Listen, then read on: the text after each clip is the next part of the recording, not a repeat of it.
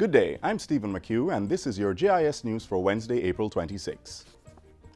A comprehensive assistance program is to be implemented for persons affected by last weekend's trough, which caused flooding and land slippages across several parishes. That is, after the various government agencies and ministries submit their report on the full impact of the rains.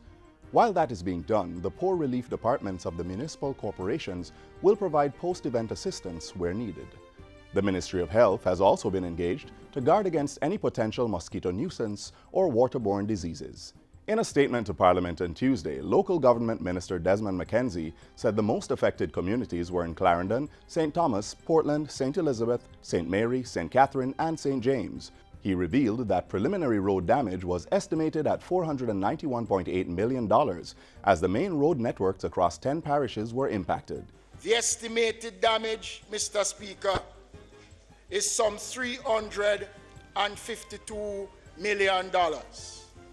The assessment of the municipal infrastructure by the ministry's technical team and the local authorities have so far revealed that damage estimated at a total of $139.8 million across 3 parishes: Clarendon, St. Elizabeth, and St. Thomas. The National Works Agency will work with the local authorities to address the damage. I wish to advise that the ministry will be reviewing the existing structure, particularly in the town centers and other urbanized areas of the country, to see where runoff capacity can be significantly expanded in the short to medium term, while there are other factors that can be cited as the cause of flooding. Mr. Speaker, there is no simple denying that the insufficient drainage capacity is a fundamental reason, and that the time has come to address the problems associated with rain events in a fundamental way. Government will be revising residential densities and issue new residential zoning standards. Minister without portfolio in the Ministry of Economic Growth and Job Creation, Darrell Vaz, says a note will be taken to Cabinet shortly to outline the strategies. Minister Vaz was making his contribution to the sectoral debate in Parliament on Tuesday. In making his argument for new zoning standards, he said a carrying capacity study would determine the development pressure on resources and provide a clear strategy for sustainable growth to support each area. Meanwhile, he says, 12 development orders had been issued, with plans to complete those for Portmore and St. James within the financial year. It will support new existing businesses by informing investors and developers of the types and scale, magnitude of development that can be facilitated in a particular area.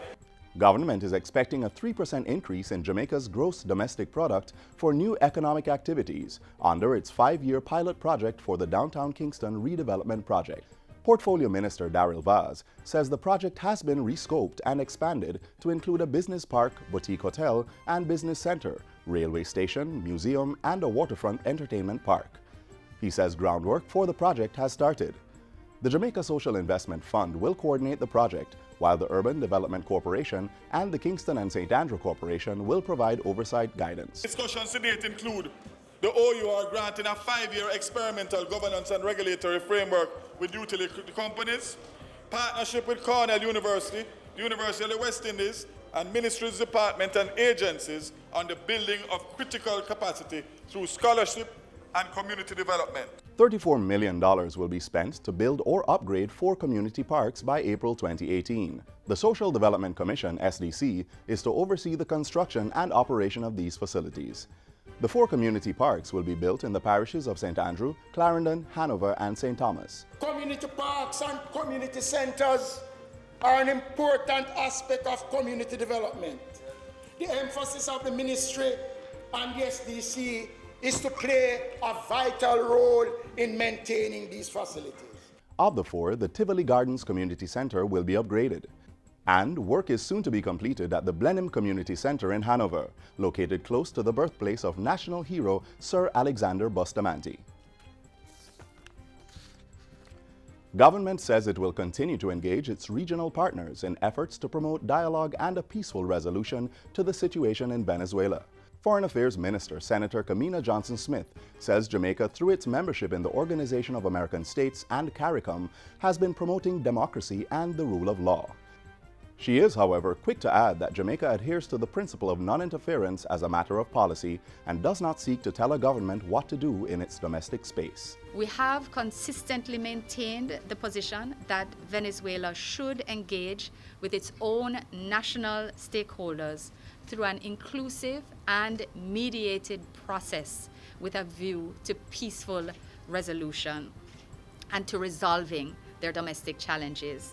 Minister Johnson-Smith was speaking at a recent quarterly press briefing at her ministry. And finally, Prime Minister Andrew Holness has broken ground for the construction of an early childhood institution in Olympic Gardens, St. Andrew.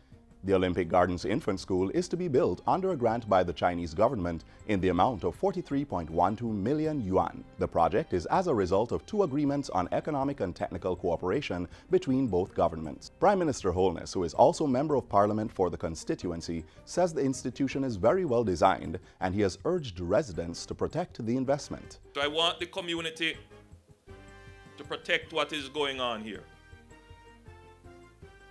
to make sure that the project can finish on time, that the material that is here to build, builds here.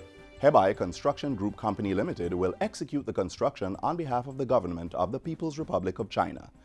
The National Education Trust is the project manager. The project is expected to be completed within 17 months of the commencement date. And that's it for JIS News Today. I'm Stephen McHugh. Thanks for watching.